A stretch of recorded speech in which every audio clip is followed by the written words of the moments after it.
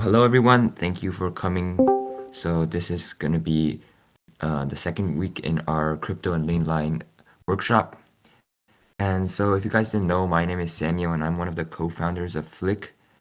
And today we have some of our team members, Narain and Audit, who will be talking about the history of crypto. So if you guys would like to quickly introduce yourselves and then take it away. All right.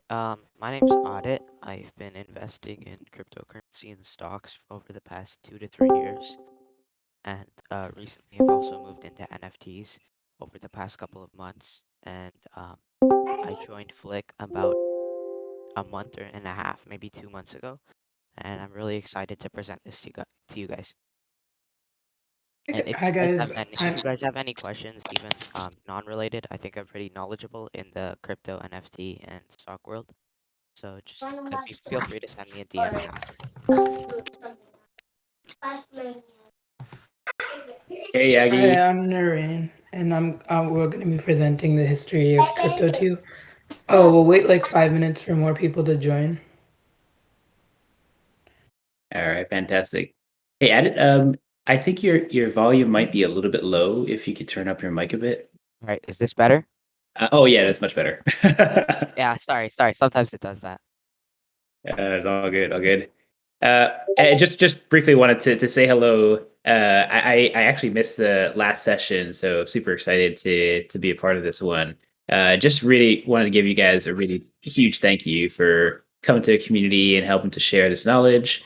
And really excited about our partnership and helping to amplify your project and community at the same time. So big fan of Flick, and yeah, hope you guys kick some ass today. And we're going to be dropping some POAPs and good points for everyone that's attending and for you guys for teaching as well. So just wanted to give you a nice warm welcome and thank you. Yeah, thank you for that. We're happy to be here and we're happy to help out our community. You got it, Sam.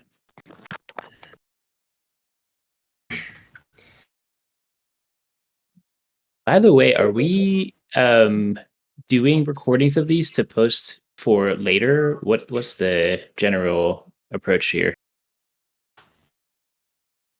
I think we are. I remember last week's workshop was posted on YouTube. I remember I saw that in the chat, I think, or announcements. Okay, perfect, great. Yeah, because we do have community members like across the globe, so Yeah. certain times aren't the best. So I think having VOD afterwards is gonna be very handy. Oh Okay, yeah, cool. definitely. Noreen and Audit, do you guys want to start now? Yeah, sure. Why not? I'll start screen sharing. Let me know if y'all can see it. Are y'all able to see my Chrome screen share? Yep, it's coming through. All right. So today we're looking at the history of cryptocurrency. I think this is one of the first things people should learn when they go into the crypto space, as this really helps with um knowledge before making any investments, really. So I think whoever did this made a really good job of keeping it as an early chapter. But let's get into it. I think Narain's gonna do these first 10 slides. So just Narain, if you can. All right, so the beginning of crypto started with the cyberpunks from the 1980s to 1990s.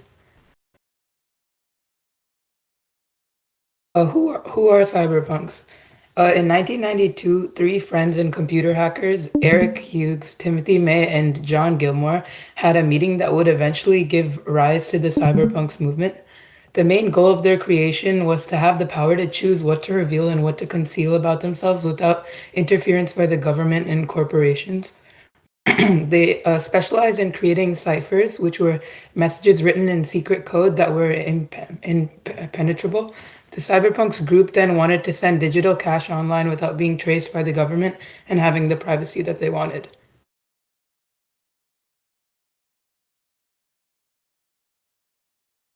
So to give a little more background on what he said, when you pay with Bitcoin, it is impossible for the government to track your IP address or where you are.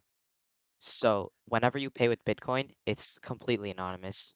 So just a little. If you guys are gonna do it, Adding on to that, there are like illegal transactions because of this, because the government can't track. So like there are a lot of like drug exchanges and like buying and stuff because the government can't like see how much you paid or where did you pay from. So And did go ahead. oh, I was just gonna throw in a little bit of a tidbit there, which is there are some clever ways that groups can actually start to trace transactions on a blockchain. So even unless though, unless you buy it off Tor. If you buy right, it off Tor browser. So, yeah, but then we'll get into the dark web, and I don't think yeah, that's something so we want to get into. yeah, so it's not necessarily impossible. It just makes it very difficult. But there are still ways that people could potentially connect different data points to identify you. So it's just worth noting that there are some exceptions Yeah, to the traceability.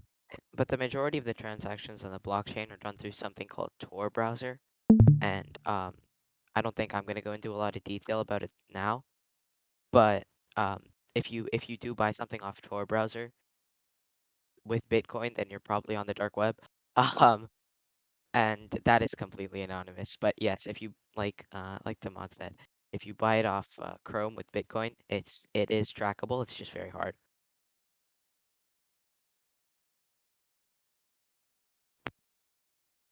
All right, Noreen, do you want the Did next?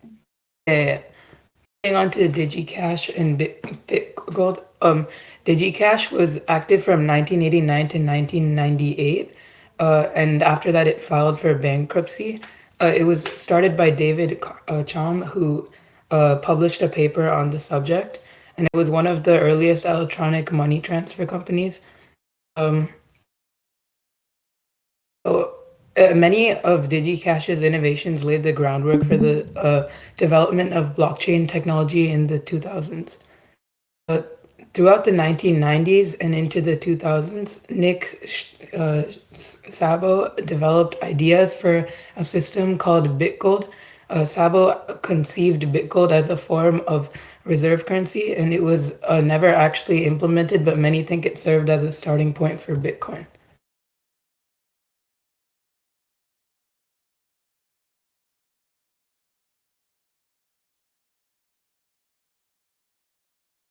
Now let's talk about Bitcoin, where it started in 2008.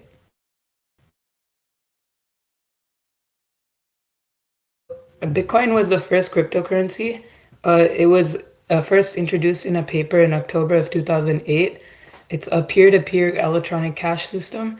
And if you would like to read more about it, we can put this link in the chat. It was written by an anonymous person or a group of people going by the name Satoshi Nakamoto. Their identity remains a mystery even now. So they emailed Cyberpunks to ask for help on developing blockchain, a truly P2P, no middleman system. Yeah, and to elaborate a little bit on this, for Bitcoin, some of you might be wondering, like, where does Bitcoin come from, right? Do they just pull it out of thin air? Basically, imagine the whole world had a set amount of money, right? And say you paid John $5 for a cup of coffee, right? Who's gonna do that transaction where they subtract $5 out of your account and add $5 onto John's account? And that's how Bitcoins are created, by continuous transactions like that. If your computer is mining Bitcoin, it's doing hundreds, if not thousands, of those calculations in minutes to mine blocks of Bitcoin.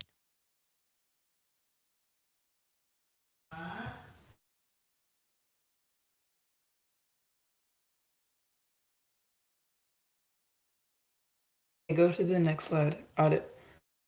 It is. It's on blockchain. What is blockchain? So blockchain is an accounting system that records transactions on a public ledger shared by a lot of computers. So it exists in the cloud, not one location. So we'll go more on Bitcoin and blockchains in future chapters.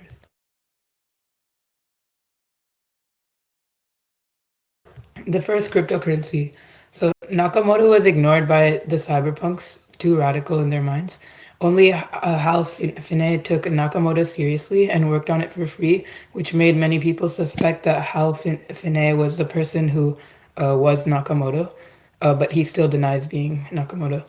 Bitcoin was launched in January 3rd, 2009, and it created as a promise of decentralized currency that is safe and easy to transfer.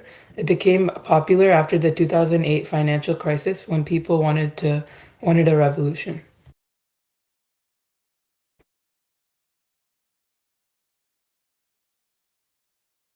It is currently the world's largest cryptocurrency with a market cap of $866 billion as of August 10th, 2021. So the market cap is the total value of all coins in circulation. Nakamoto was even nominated for the Nobel Prize in Economics. Yeah, just to correct something. Right now, the market cap for Bitcoin, last I checked, was yesterday. It was like 785, 786.5, somewhere around that. So it's dropped a little bit.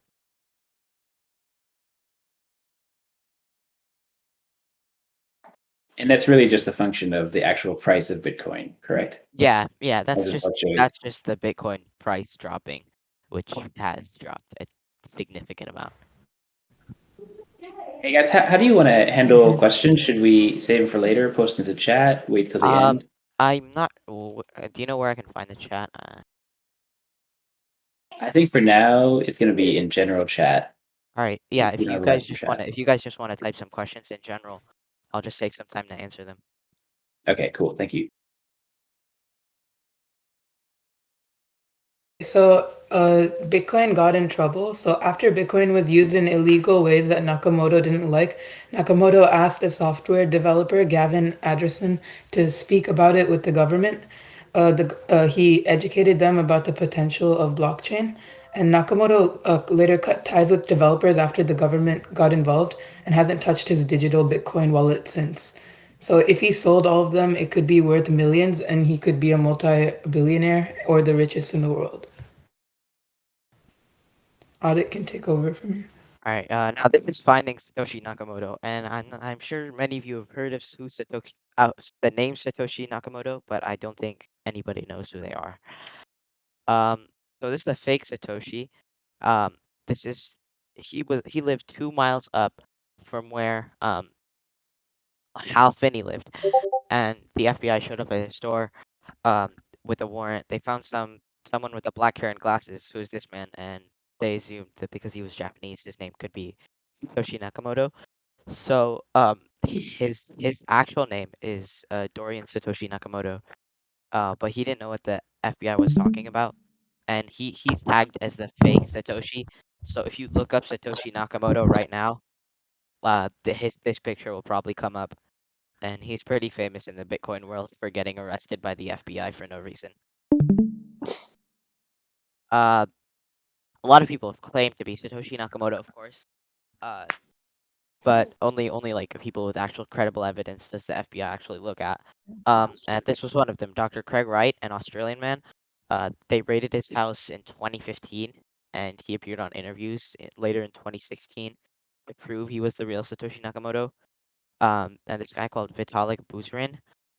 I'm not sure if y'all know who he is, but he's a Canadian Russian programmer, and he's one of the co-founders of Ethereum. Um, and he proved that Wright was lying. And so he was sued in 2018 for stealing $10 billion in cryptocurrencies. And last but not least, I think it's last, we have Elon. Many have claimed that Elon is Satoshi Nakamoto, of course. He's been very active in the crypto space, and he's tweeted on Twitter that it isn't him. And just something about his Twitter is when Elon tweets buy Dogecoin and then sell 5 hours later. That's free money. Now this is Ethereum, one of the newer cryptocurrencies that has kind of decentralized Bitcoin a little bit.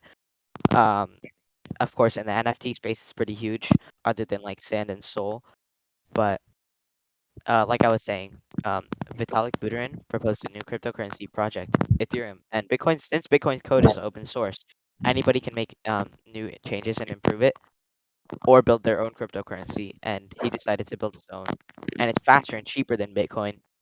And and they can have business bill application. Does anybody here know what gas fees is? Does anybody know gas fees?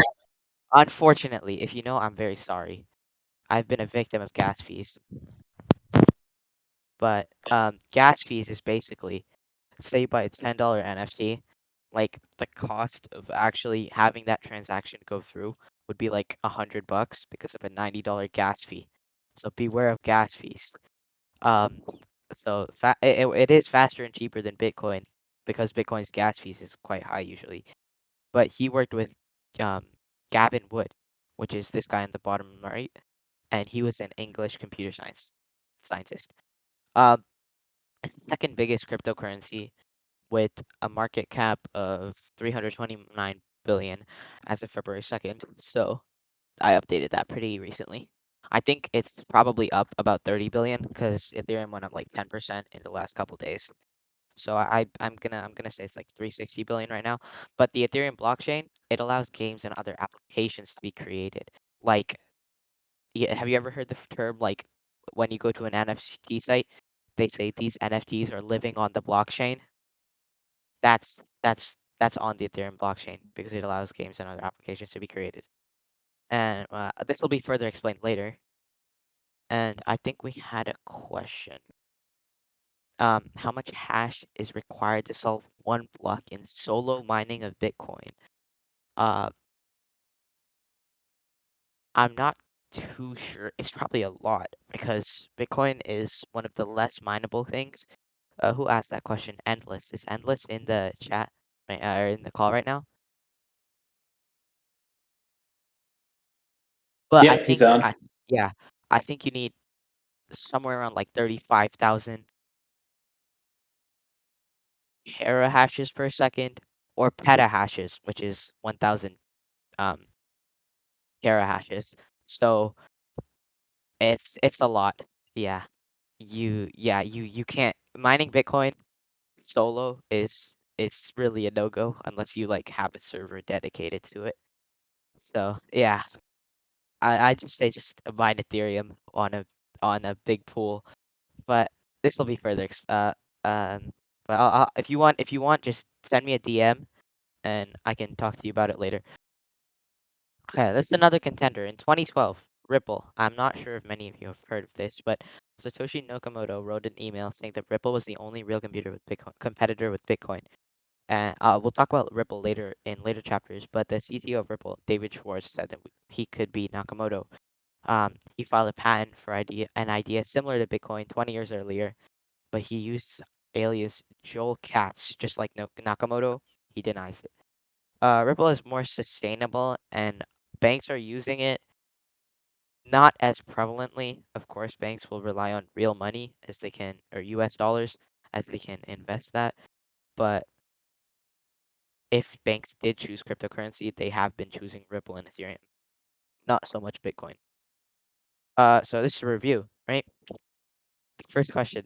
Who is Satoshi Nakamoto?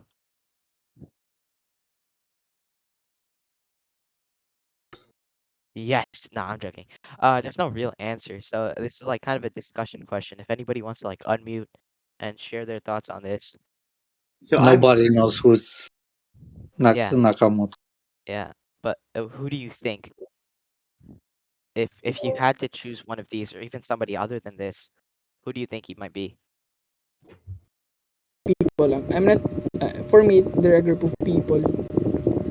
Yeah, that's what I'm thinking too. But I think they needed like one person. So Why do you yeah, go ahead, go for it. why do you think they are anonymous? You think it's like a lot of fame or like just for I mean, safety? do you know what happened to the creator of the Silk Road? I'm sorry. Yeah, Ross Ulbricht. He was a he's computer in jail. scientist. Yeah. Yeah, he didn't even do anything. He just created the Silk Road, right? He didn't list any drugs on the Silk Road. Um, and he's in federal prison right now just for creating the Silk Road. So if these guys have just created the cryptocurrency, they didn't control what people bought with that cryptocurrency, but even just for creating it, it could have like a really big impact on their lives, and they could be locked up for a very long time. So that's why I think it's much better to remain anonymous. Like the creators of Ethereum, they made it so Ethereum you can track the transactions. That's why if you go on the Silk Road or any dark web website and you try buying Ethereum or something, buying using Ethereum, it won't let you. You have to deposit Bitcoin. There's also a few other benefits as well for being anonymous. One of them is that you're no longer attaching a person or identity to this broader decentralized movement. So that way, there's no baggage on any political affiliations or nationality or borders. It's Yeah. truly this like very neutral, objective protocol that's been built. Yeah, So I neutral think person or group of people. So right. So it helps to enable more open access and kind of eliminates a lot of biases that would have come otherwise. yep. So I have a question. Is there any legitimate conspiracy theories or thoughts on what Satoshi's wallet is going to do someday? Legitimate? Not Well, like the really. people are more leaning toward like, will it be opened up to the whole community? You know, will it do something grand in life? Like, I'm not. How much does Sushi's wallet even have in it? I think it has like.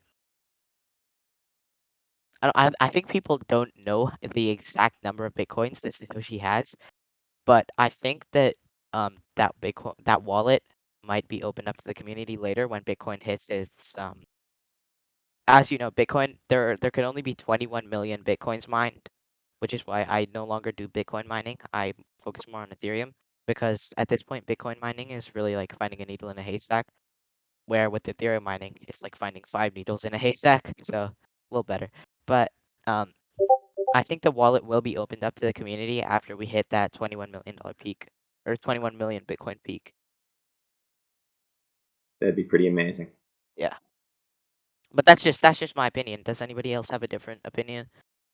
Oh That yeah. Well, I think to answer Chris's question, or specifically, when Bitcoin hit 60,000 per 67, Bitcoin, it 67. was worth 61 billion in Satoshi's wallet. So Yeah. there's quite a bit of money in that wallet. But yeah, nobody really knows. I think it could just sit there forever. We shall see. So we can either end world hunger or buy a few fighter jets. That's probably an easy metric. Yeah, perhaps so. We'll see. Does anybody have any other questions? It doesn't have to be too related to this. It could be a question about mining or NFTs or anything.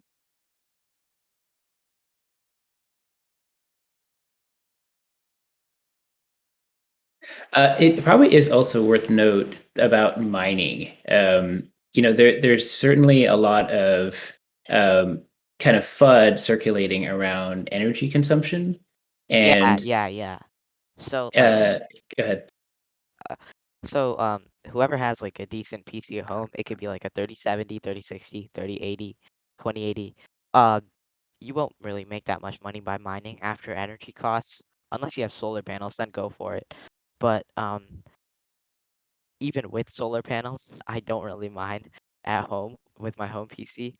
I mainly do something called offsite mining, which is paying somebody to mine for you, and then you don't have to pay for energy costs. So it's really what you want to do with your PC. If you have like a crazy PC with like 3, 4 graphics cards, then yeah, go ahead and mine. You're gonna make a lot of money over the years. But if you really don't, then there's no need to mine at home. At that point, whatever money you're spending on electricity is literally like $200 a month, maybe $300 a month. Just put that into Ethereum. Like just buy $300 of Ethereum. It's not worth mining it. So yeah, it really depends on what you want to do.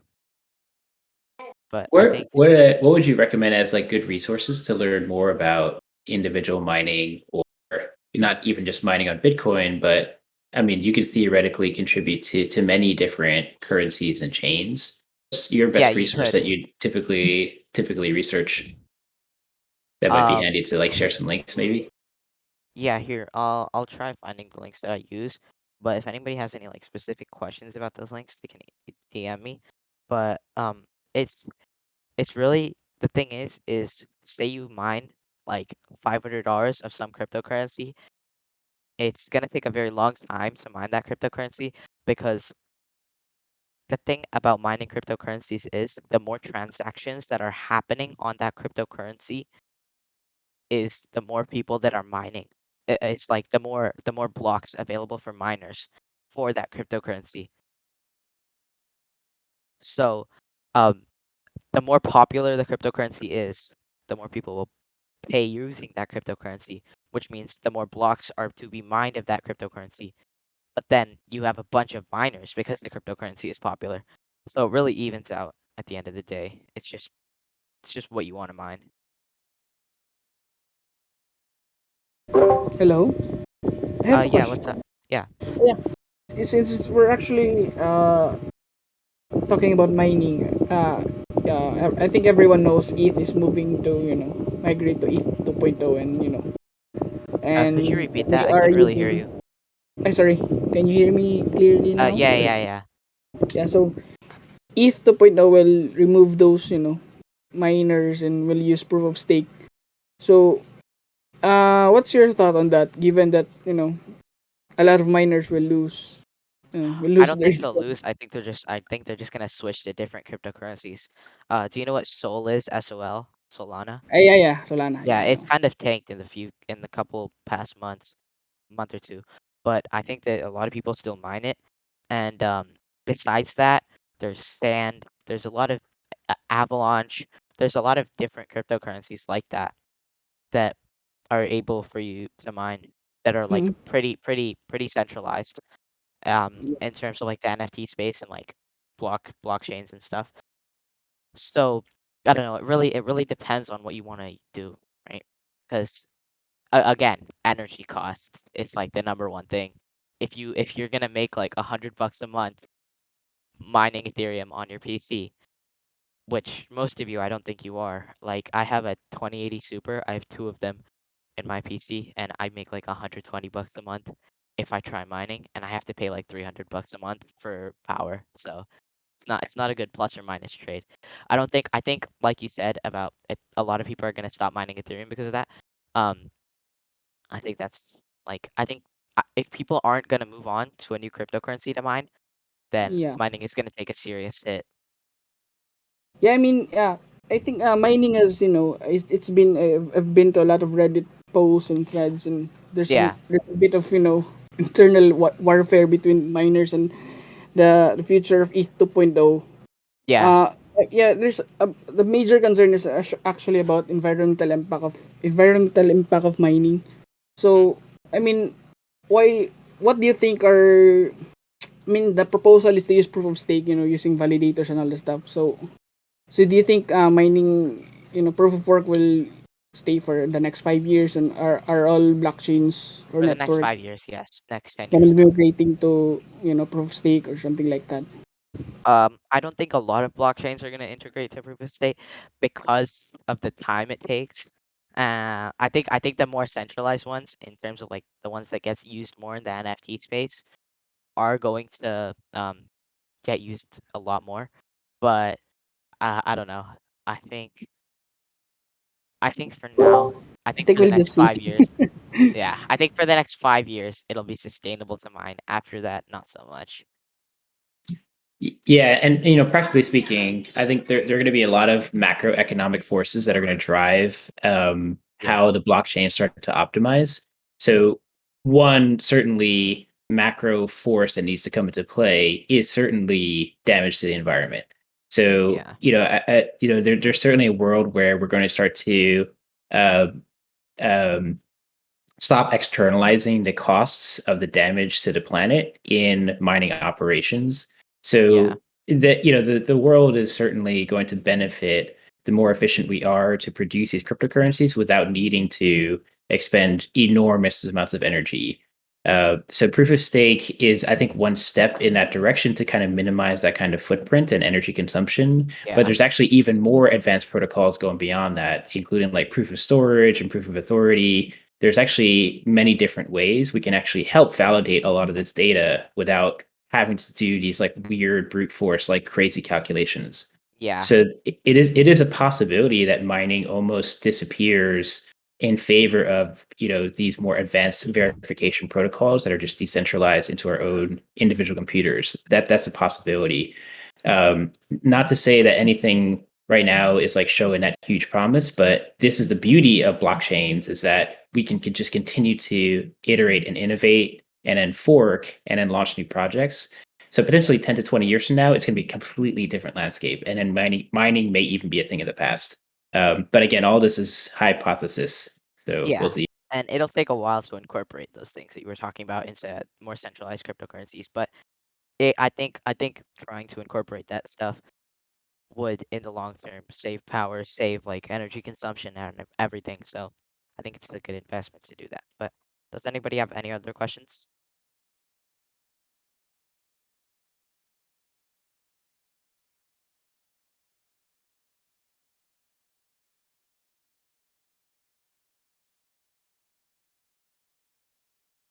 Looking good. Yeah, sorry. Hey, for the Oh silence, yeah, there is but a you're poll doing a good question. job. Yeah. hey, Yeah, no, it's fine. Me and Narain can stay here for like another 5-10 minutes after it ends and just answer questions. I had one question. It was about the proof of communication protocols like Helium and Noodle, kind of devices which are kind of like on the DeFi space. Would you care to give me your thought on that? I'm not quite sure what you said. Can you elaborate? Can you like just text me the question? Your mic is a little fuzzy.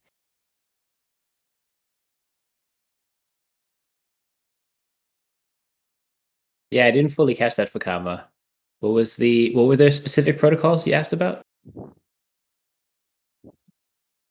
And while Fakama is typing, we got a question about a PO app. Are we dropping PO apps, Hans? Yeah, I'll drop it later. Okay, because I think we're halfway through, or I think we might be almost wrapped up with the core content. So I think we're ready to go whenever you are. Okay, I thought we're like there's long. Okay. And yeah, Fakama, sorry, we couldn't hear you exactly, but I am very interested in hearing which protocols you called out. I think some of them weren't familiar to me.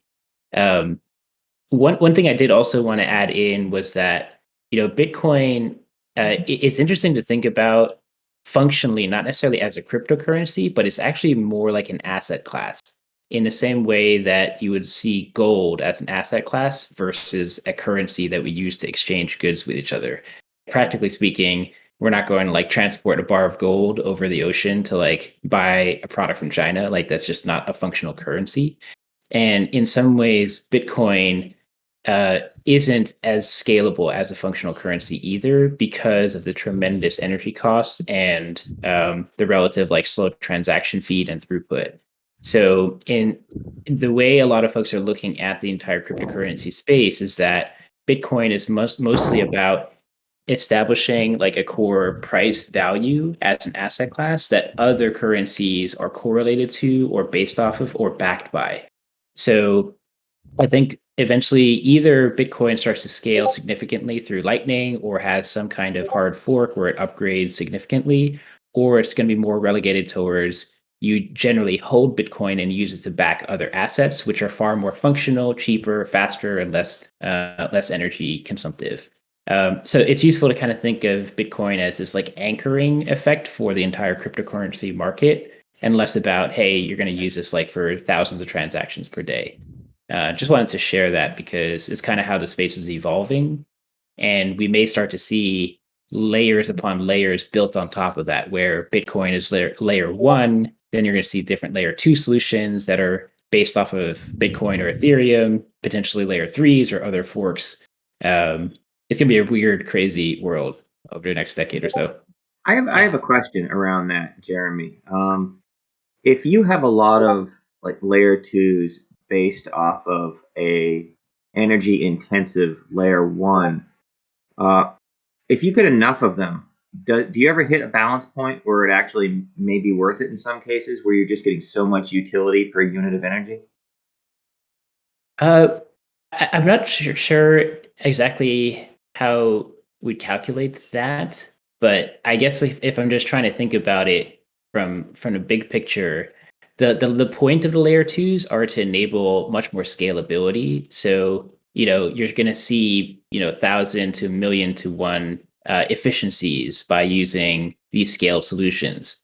So I don't know if the whole idea is that you're saving that cost from interacting directly with like the Bitcoin network. Yeah. I hope I'm answering your question. I just Okay. asked because during the partnership calls, sometimes I'll talk to somebody who's actually on, it has a protocol on Bitcoin rather than like Ethereum. And I'll argue that that's energy inefficient. And they'll say, no, the Bitcoins are already being mined. We're just taking advantage of that. We don't actually add any other cost or energy cost or environmental cost. So that was the genesis of my question.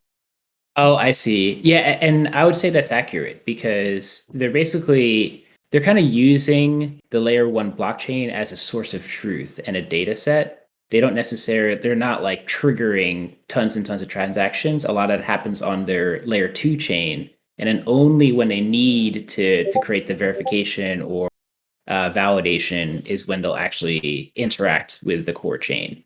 So it does actually it doesn't add a tremendous amount of incremental energy cost. Yeah, and so if anyone doesn't know what they're talking about, they're saying level 1 networks, right? What they're talking level 1s are it that refers to the blockchain, right? But level 2 protocol is like a third party integration that can be used with the level 1 blockchain.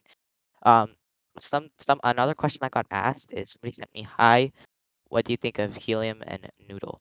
Basically what things?" So if you guys don't know, they're different like nodes for cryptocurrencies. Um, so I think the differences that I can outline right now that I remember off the top of my head is Noodle works with like Bluetooth, I'm pretty sure. Um, which has meters of range, right? Not miles. So helium covers like entire cities with like a couple of nodes, maybe 100 nodes, not millions. Helium's good for like deployments where there are no people, right? But the thing with helium is you can't make cell phones nodes. With Noodle, you can make cell phones nodes, which means if you do have a city and you have like a couple million cell phones in that city that are running Noodle, everything will get along just fine. But like so a company example that I can give is if you say you have a company, right, where your workers have like phones, Noodle is gonna work good.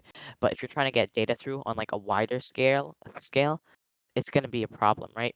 Because again, Bluetooth doesn't have that kind of range. So there that's when you would use helium. So it's really what you're trying to do, if that answered your question. I wouldn't recommend either. I think you can make that decision. But I think they're both really interesting, and I think they'll have really big impacts in the next couple of years.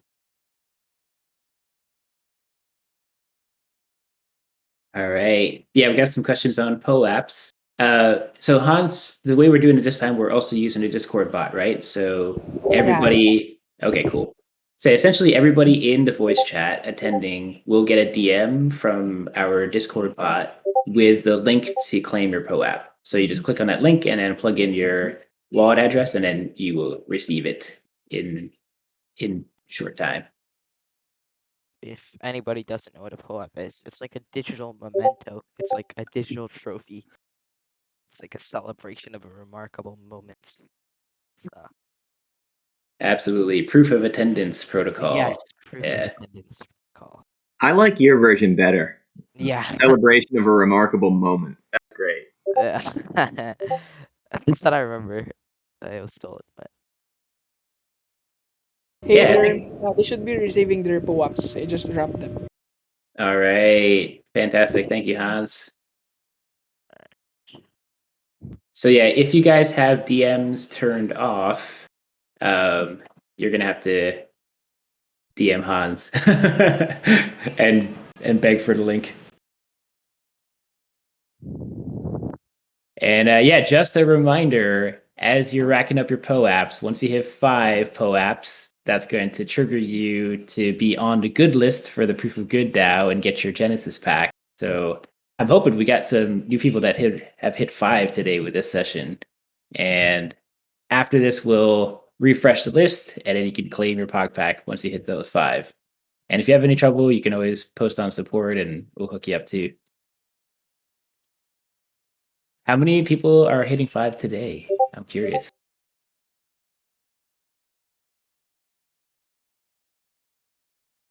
I think a lot of people are already claimed. Yeah, it sounds like 0. 6, I think. All right, nice. But Oh, cool. they haven't all come from here. Obviously, we've got a couple from the BZC side as well. So I don't know how All that right. works, but that's cool. Nice. All right, excellent. Oh, Blue Bunny, congratulations. You can get your 5th. Oh, and you have your alpha test already, too. Nice, congrats. All right. Okay, but guys, this was a very, very helpful session. Narain, thank you for your presentation. Ate it as well. And we're doing this every Saturday, right? Yep. Well, different topics, different subject Yeah. areas, right? I'm not sure if we'll be here next Saturday, but we'll be here in one of the upcoming Saturdays. Okay, cool. Oh, you guys have like rotate through different. Yeah. I'm pretty sure. Yeah. I think next week is gonna be 6 p.m. PST instead of 10 a.m. PST. So just a heads up. Okay, cool. We're rotating different time zones as well to cater different time zones. So Got it. What are some of the other upcoming topics we're gonna dig into in the future? Let me get into that right now here.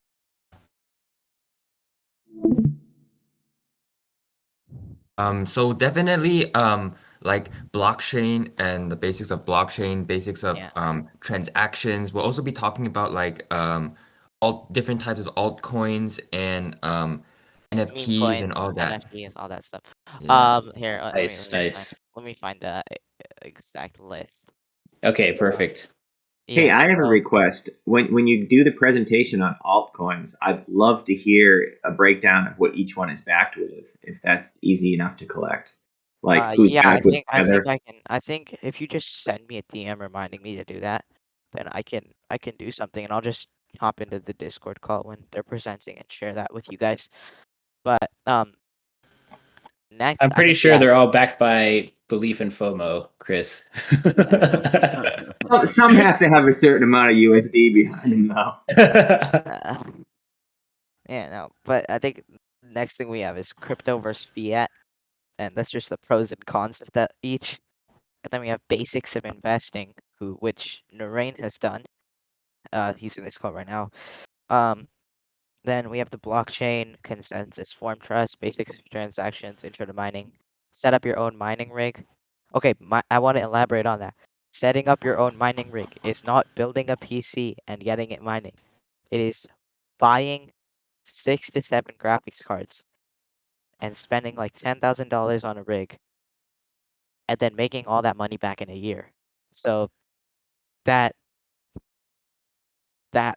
it's not, don't get anything confused. Don't just build a rig to mine. You've read the part where it's jacking up the prices for all the rest of us who want graphics cards. Yeah. Yeah, no, I have a way to get all the graphics cards like at market, but I have that shit. Nice. And then, are you guys open for requests as well? If like our community is looking for a specific like topic to. Yeah, definitely. We'll be open up to any for requests if any of the community members want it. All right, awesome. So yeah, you guys hear it. If there's anything you specifically want to learn more about in crypto, Web3, etc., we're open to requests. Super informative, guys. Thanks for the whole thing. It was awesome. Yeah, thanks for tuning in. Yeah. Again, Appreciate it, guys. If anybody has any questions, just DM me later. You guys are doing a great job. Thanks so much. You're welcome. All right, I will see you in a couple weeks then.